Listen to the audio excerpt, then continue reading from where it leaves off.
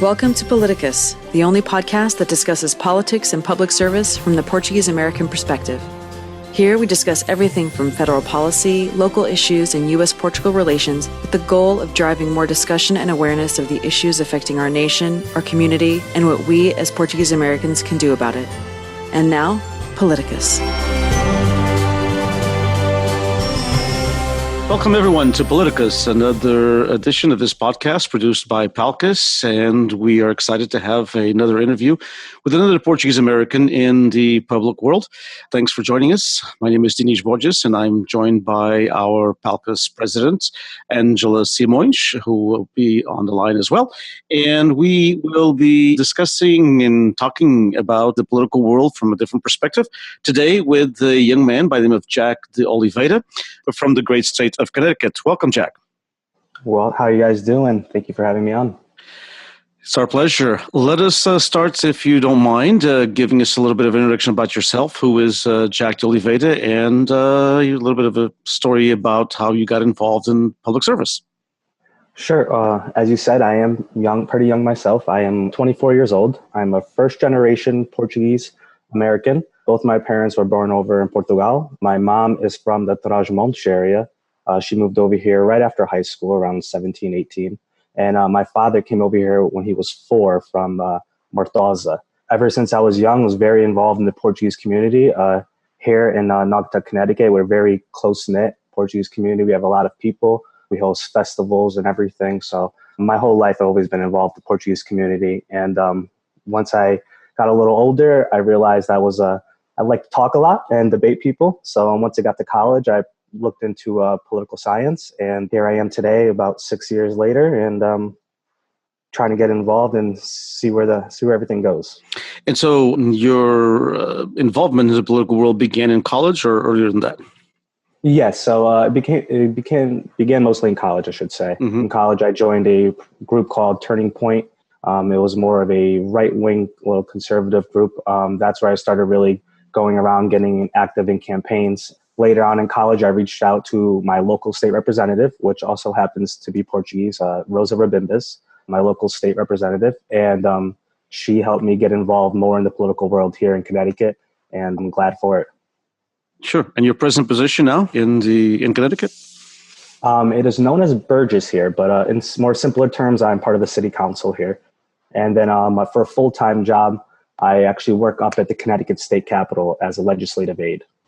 Okay, so tell us a little bit about the legislative process in this great state of Connecticut. I know that it's one of the states where there's a good number of representation, quite to the contrary of what we have here in California with 40 million people and only 80 representatives. That's not the case in Connecticut. So do you mind explaining to our listeners how the political world works as far as the legislative body in Connecticut, which is a little bit bigger in terms of it? You represent less and less people than we do here. We have some of our state legislators that represent sometimes as much as 1 million people. Yes. So here at the state level, each representative actually gets about 27,000 people. So so it's very different. Yeah. So it's actually very nice because at 27,000 people, you're actually able to get into the community and really express the interest of what your constituents are looking for at the state level. So in Connecticut, it's not a full-time position, a state legislator. They're actually full-time. So now in the even years, it is what is known as a short session. So there are only budgetary matters that come up in this, and they actually are only in session from February until May, and they only bring up things that are budgetary related, and those are the only legislative bills that are allowed to be called at the floor.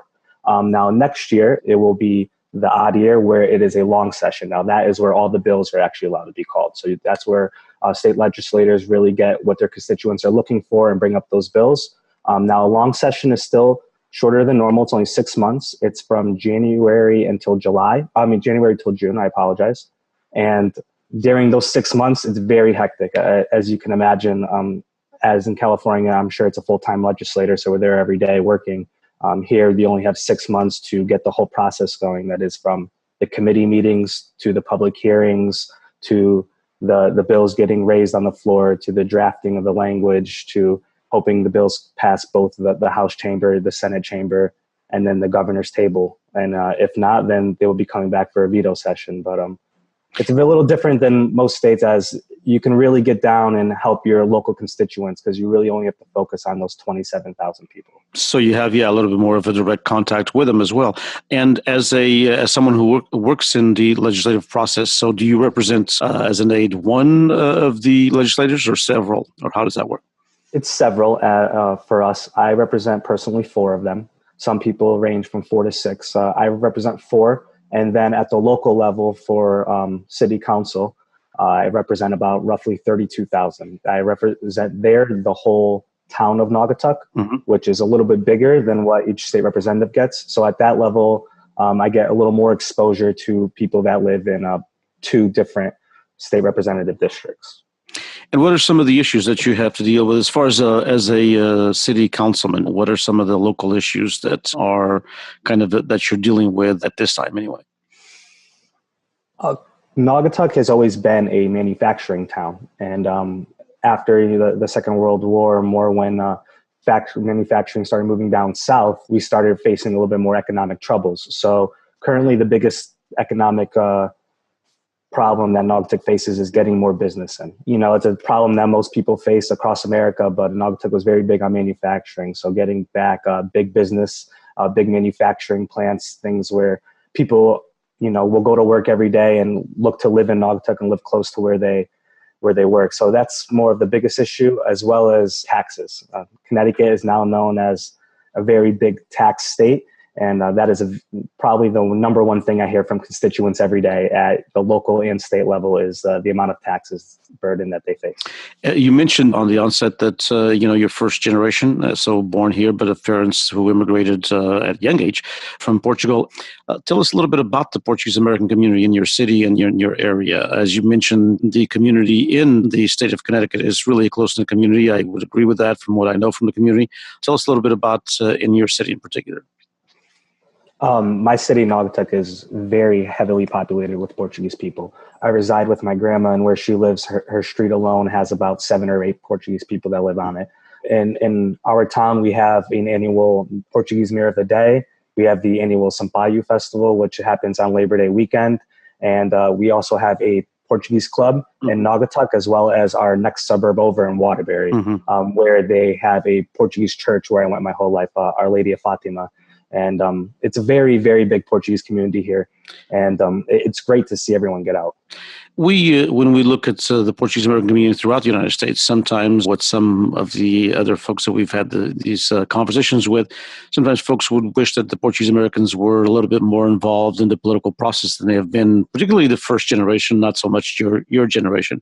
But the immigrants, like your parents, like myself, like many others who came from Portugal at a young age or even at an older age, is there a little bit more of an involvement? Have you seen that change in your area? I would agree with you in saying that it is still a little tougher to get that generation out.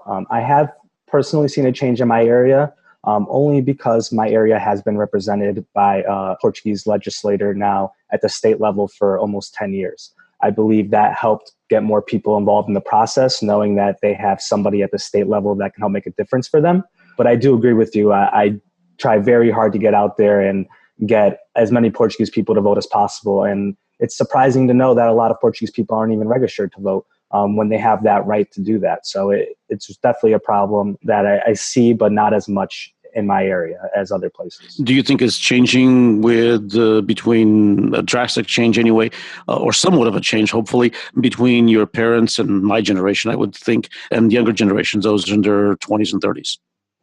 I do see a difference. I feel the younger generations, we can describe them as millennials up to 35.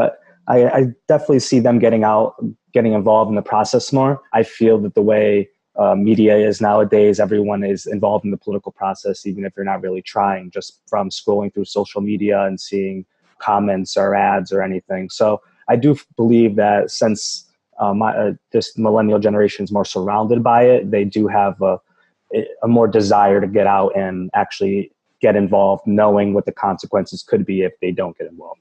Right. It's always interesting because we sometimes take a back seat in politics, and we should have the front seat.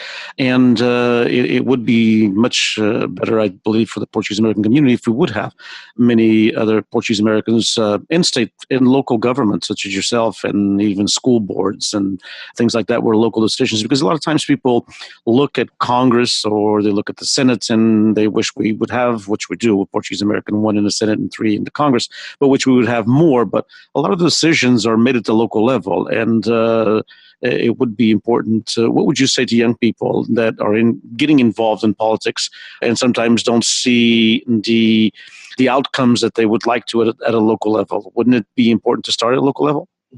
Yes, I completely agree. And as you were saying, young people with a struggle, I understand. When I sit at the table, I'm the youngest person by 25 years. So when I get out there and, speak on things, many of them have more wisdom than me, or they have more experience, but they don't see the other perspective, which is what we're taught when we're younger. So what I tell the younger generation is, hey, you're going to get out there and you're going to take a beating, and sometimes people are going to disagree with you.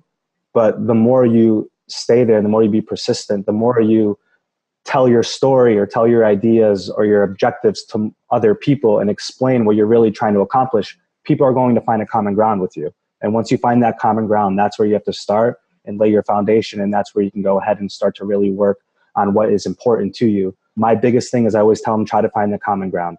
People are always looking for a common ground. I disagree with people on my board all the time. We have conflicting views, but at the end of the day, we try to find common ground to try to move along what's best for the community. And young people, older people, no matter what, everyone wants what's best for the community. So that's what I try to really tell the younger generation to focus on when they go into meetings or try to get their point across. As you mentioned in your state, some of the issues that you were dealing with, whether it be taxation, whether it be, of course, job growth and new manufacturing opportunities or new manufacturing companies for people to have a job close by. Do you feel these are the same issues for Portuguese Americans, or do you think our community has other specific issues? I believe our community has many issues, highly also dependent on where you reside. I'm sure Portuguese people have common issues at the end of the day. I heard just the Portuguese president saying last week to President Trump, there's 1.4 million Luso-Americans here, and everyone, is looking to better themselves, a better goal. And the issues that are Portuguese face out in California and the issues Portuguese face here in Connecticut definitely differ. But at the end of the day, I feel the biggest goal Portuguese Americans are trying to achieve is to get Portuguese Americans more involved, whether that be at the local level, state level, or national level, because we don't want to lose that tradition that we've established here in America. I feel that's the most important issue. So in terms of getting involved, and you had mentioned that in your area, some aren't even registered to vote. And I know that in some other communities, they have held, registration drives and things like that. Do you think that those work? Have you done those in your area? Do you plan on doing them? What would be other ways to get people to be involved and pay more attention? I have not personally gone yet and done a voter drive, but I do believe that is one of the best ways to do that, as well as get involved in all the Portuguese community events.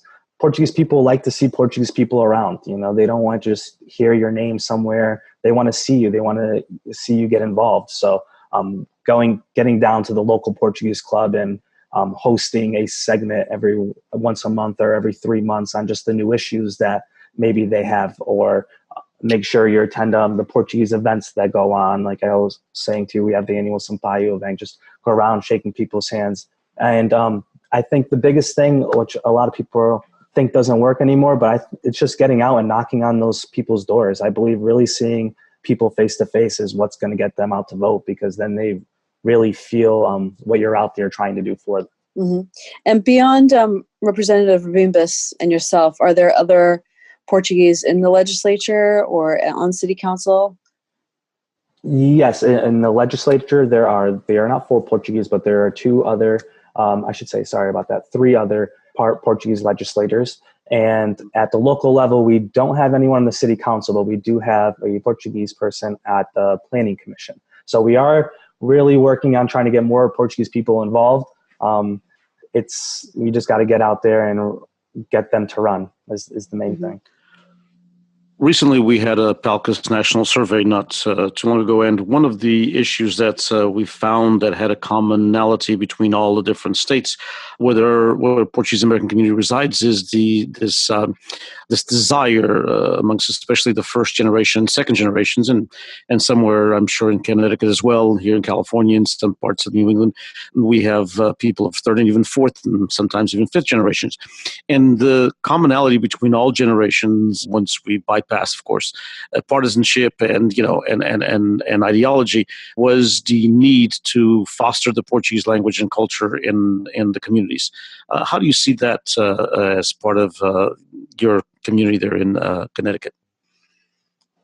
I 100% agree with you on that statement. That is the most important thing. I've seen the Portuguese community dwindle since I've been in Connecticut, and it's kind of sad to see, but we're trying to revitalize it. And as you were saying, we have Our Lady of Fatima festivals, or the Sampaio, where you used to have thousands of people, and now they're shrinking. And the key thing are they shrinking, Jack, because people are moving to other states, or are they shrinking because people are becoming much more Americanized and less involved in the culture and the language? It's the Americanization and less involved in the language. I know when I went to church, it was a Portuguese church, and our CCD, I had about 30 kids in my grade, and I would say maybe now about 10 of them attend the festivals. And it's just more of them they're just getting exposed to the more Americanization, so they're going to other events, or they're not going with their parents to the Portuguese events because it's old school or something to them. And the key is, if this young generation isn't going to go, their kids aren't going to go, or anyone's going to go. So I do believe it's very important to start fostering the Portuguese language again in the younger generations. And I know myself, I sometimes have to drag my friends to come to the festival that are Portuguese. Like, hey, you guys don't want to go anymore? Not really. We're kind of over that. And I said, if we're over this, there's not going to be another generation that's going to come to this, because we will be the end. We have to continue getting people out here and coming to this. And I do believe it's just more of the Americanization of people and social media, and everyone just looking to connect with their friends that aren't Portuguese, that don't look to come to the events. Here in California, we have kind of an issue where you have sometimes the older generation, the immigrant generation, who is now in their late 50s and 60s, still at the realm of the organizations and don't give young people sometimes a chance to kind of, do their own thing. Does that happen somewhat in your area as well, or not? Yeah, I do see that being a problem as well. Here in my town, it's more the 50s, 60s, as well as the 70s. A lot of them stay there. So it's a lot of kids' grandfathers or fathers that are in charge, and they do take that as, my father is the one in charge. I'm really not going to have say, as you're saying. So I do see that being a problem and a stigma at the moment. Another thing that we've seen try to happen in other states and communities to bring back the younger generations is having different types of events, right? So it's not just the festas and the Holy Ghost and things like that, even though those are still very important, and even I go to them and things like that, but not, like you said, some people say, oh, I'm over that, or I'm not too interested.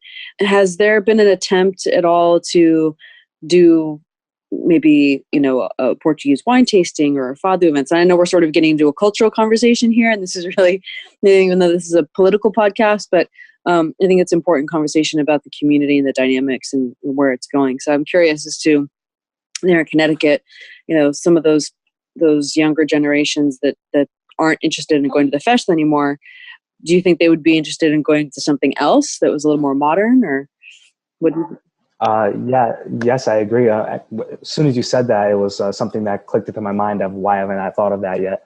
I do believe getting more other specific events for our millennials that are interested in would be key. So, Portuguese wine tastings with cheese or something. There is not much of that around here at the moment. It's more of just formalized events where the older generations attend and the younger generations kind of go either because they're forced to or because they know somebody there. But there hasn't been really the biggest push to drive new Portuguese culture. Well, we've just given you an action item, Jack. There you go. Yeah. Yes, thank you. It is something we do need here, so I love it. Returning to the political world, as Angela mentioned, so the participation is getting better in your perspective. Portuguese Americans voting, registering, and voting, and there's a need. Do you see in the near future? Of course, 6 months in politics sometimes is a lifetime, but do you see more Portuguese Americans wanting to get involved in not just running for office, but doing what you do? As a professional in the state legislature. I do.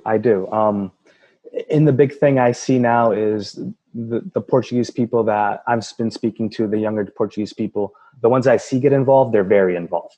They don't just come to the events and sit there on the side. They come to the events and ask what they can do, and they try to get involved.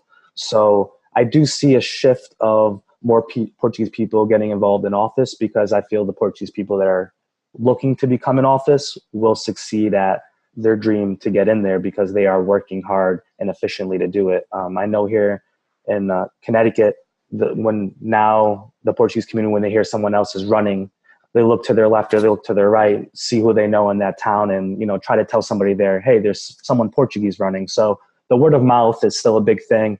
People want to see Portuguese people in there, but I do feel the younger generation will see more Portuguese people because of the work ethic that we have to make sure that we get ourselves involved.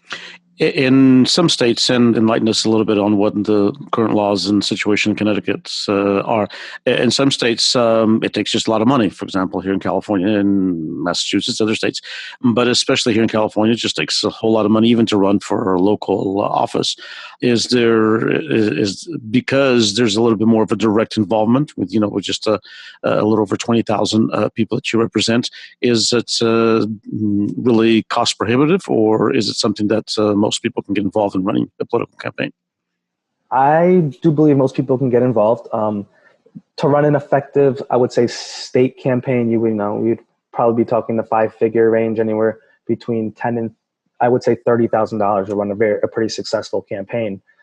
Because, like you said, most people directly. Now at the local level, I didn't spend more than $5,000, but I made sure I hit the streets, because, like you were saying, it's more. People know who you are. So it's more reassuring them on what you are really trying to do over the other person's reassurance. Right. And here, as well as something that the Portuguese-American community get involved as well, because if one doesn't want to run for office, obviously campaign donations or getting involved in that aspect, you foresee also the Portuguese community getting more involved in that aspect, in the aspect of participating in the political process through political donations and other things like that?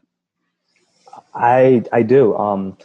I would say from first-hand experience, I saw it myself. I know some Portuguese people that really haven't got out there before, heard that, a young Portuguese kid was running, and they were willing to try to do what they can to help make sure I got elected. As well as one thing I really try to tell people is, if you're Portuguese people, they're hard workers. A lot of them were involved in unions back in the day, especially here in my area. And I always try to tell them, even when you paid your union dues, you're paying for something political. They were trying to get you, something. They were lobbying for something for you at the legislators level. So even if you feel you haven't paid into politics before, you have already. And then I always try to tell them, why not pay into a Portuguese person that's willing to forward what we are looking for together, a common goal. So I do see them getting more involved, though, in the campaign aspect, even donation-wise. As we come up on the end of our podcast, Angela, I don't know if you have any other questions, but no, just end with the last bit of advice. If you have anything to offer young people out there, or even don't have to be young, anybody that has been feeling like they want to get more involved lately, what would be your advice in terms of next steps? Where do they start? They don't want to run for office, maybe they do, I don't know, but what would be a good next step for them to just get the ball rolling? My number one thing is always get involved at the grassroots level. Get to local meetings if you want to get involved, even if they're not political meetings. Attend local board meetings. Do what you can to, make your opinion heard by somebody that is involved. And if you don't want to get involved in that way, my other thing is persistence. As long as you persist, if you actually are looking to get in office, I should say, if you are looking to get in office, persistence is key. If you go out there and you're persistent on knocking on those doors and listening to what your constituents have to say and actually working to develop a goal or a solution to a problem that they have, and you're persistent on it, the drive and everything else will come with that persistence. And I believe that's what got me through my campaign. And I believe that's what will get many Portuguese Americans who are hardworking and have that ethic and drive to become what they want to become. Well, thank you so much, Jack. Best of luck to you. I'm sure that you will be involved in the political world starting at the age of early 20s for a very, very long time. And who knows, maybe the next time we'll talk to you will be a candidate for governor. That'd be awesome. Thank you guys for having me on. I appreciate it. Yep. Thanks very much. No problem. You guys have a great one. Thanks, everyone, for listening. Thanks, Angela, for being part of the podcast. Thanks to PALCUS and everyone who listens. Please subscribe to iTunes or SoundCloud. Please pass on the information to your family and friends. Please let us know if you have any questions or any suggestions on anyone who is involved in the political world, both in the East and West Coast and throughout the 48 continuous states where we have lots of Portuguese Americans involved in the political process. Again, thank you all for joining us, and we'll see you next time on PALITICUS. Thank you for listening to Politicus, the official podcast of PALCUS, the Portuguese-American Leadership Council of the United States. PALCUS is the premier national organization representing the interests of the Portuguese-American community at large. To learn more about PALCUS and how to become a member or to make a donation, visit www.palcus.org. To submit feedback or suggestions about the podcast, email us at palcus@palcus.org. The views and opinions expressed by the hosts and guests of the show are not endorsed by PALCUS.